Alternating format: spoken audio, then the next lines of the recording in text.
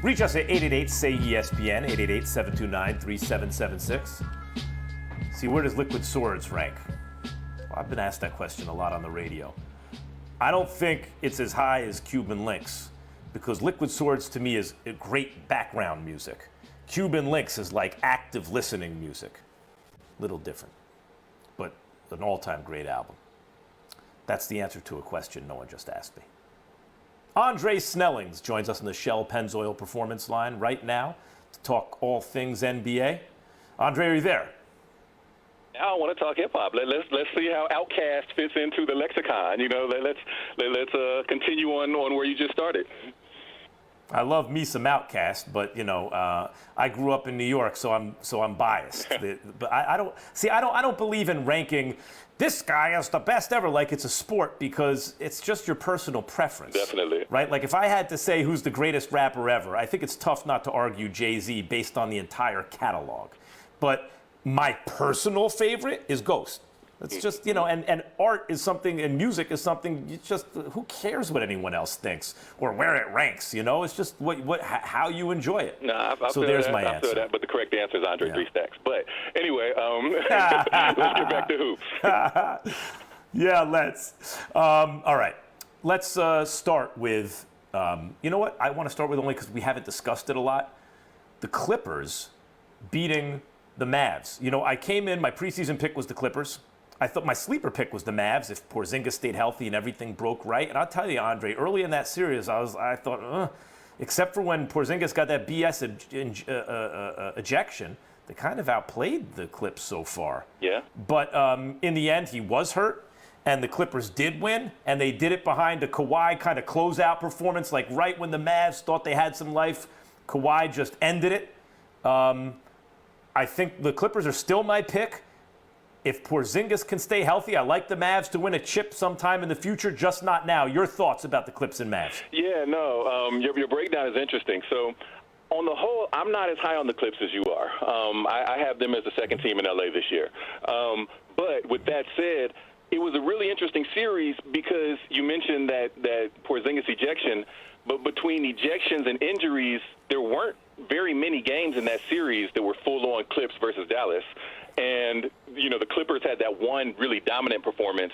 But other than that, it was hard to take much away from this series to evaluate how good the Clippers will be moving forward. I am interested to see them play the winner of this Denver-Utah Classic, but I feel like the Clippers should handle that as well. I think the power in the West right now is in the other bracket. Whoever, assuming that the Rockets come out of that series, whoever wins that Lakers-Rockets series is, to me, the favorite to represent the West in the finals.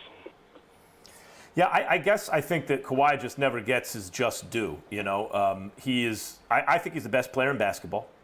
I know he's not a genius like LeBron. He's more work-a-day than LeBron, but that's some work he puts in both ends of the floor. Oh, yeah. And when I look at the Clippers, they are, you know, they're more of a unit than the Lakers were entering the season.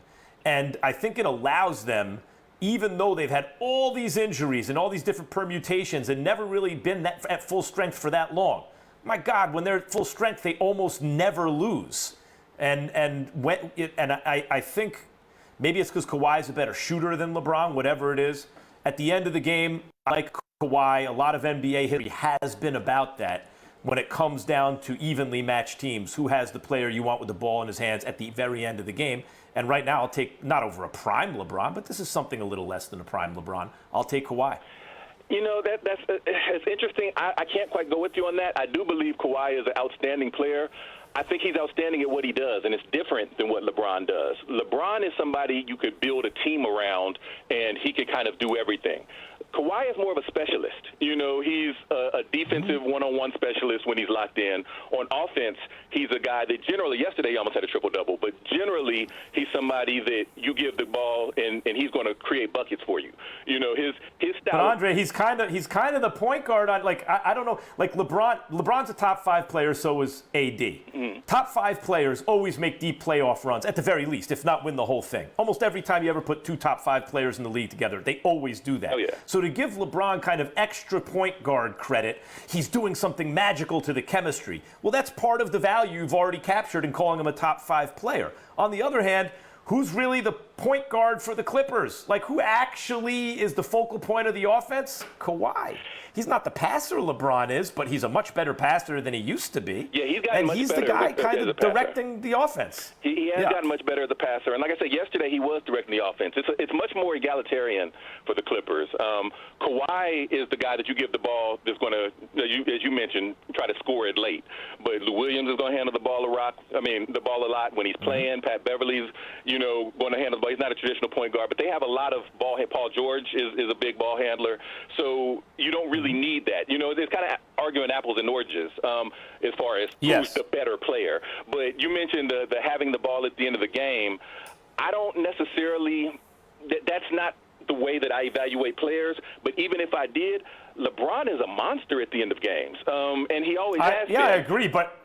But he's a little scared of the free throw line compared to Kawhi. Okay, and I agree with you. He makes great decisions, and he has been very clutch, post first year in Miami where he choked.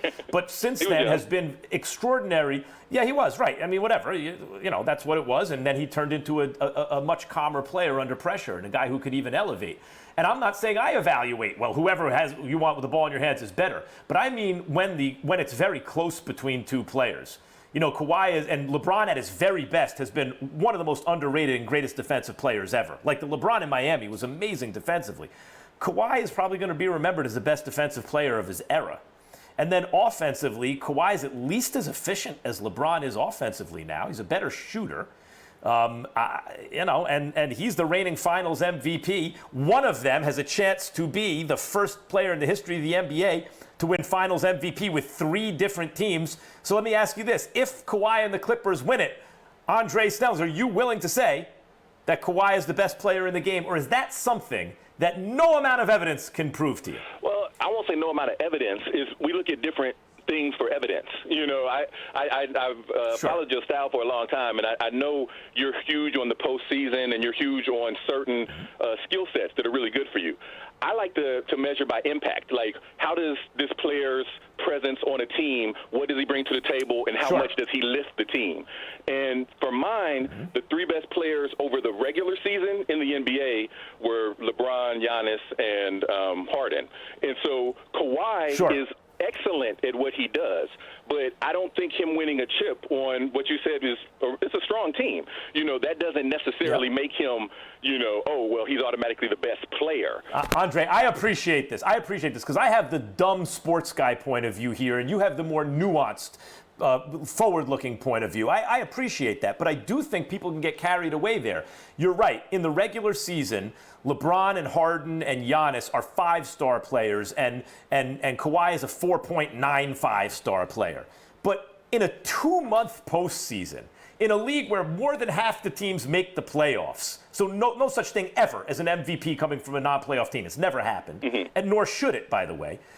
Then in those much, much higher level, way more important games, the guy who plays better there surely erases any minor deficit he has during the regular, largely unimportant regular season. And Kawhi in the playoffs has been a better player in recent years, has clearly been better than James Harden, clearly been better than Giannis, if you look at the efficiency on offense and then also at the defense. And he and LeBron have been like a toss-up in recent years.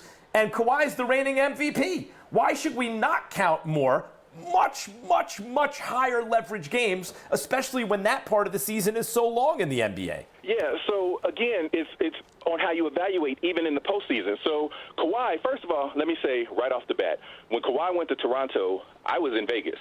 I immediately put money on them at 60-1. I was a happy man. So, I appreciate Kawhi. Like, I wrote a column. What did you put down on Toronto? What did you put down on Toronto? I didn't put down the mortgage. Wife wouldn't let me, but I put down enough for us to have a really good time last time we went to Vegas. Good for you.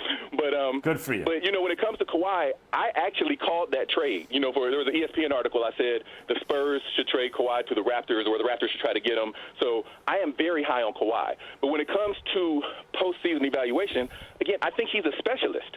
He's not somebody that you would put on a team to get to the playoffs. If you've got, both the Raptors and the Clippers, and even the Spurs when they were good, they had very well-rounded teams that were able to do a lot on both offense and defense, and Kawhi was who you bring in to finish it. I think that's an excellent skill set to have, and I think, I'll give, top 5, I can give him that.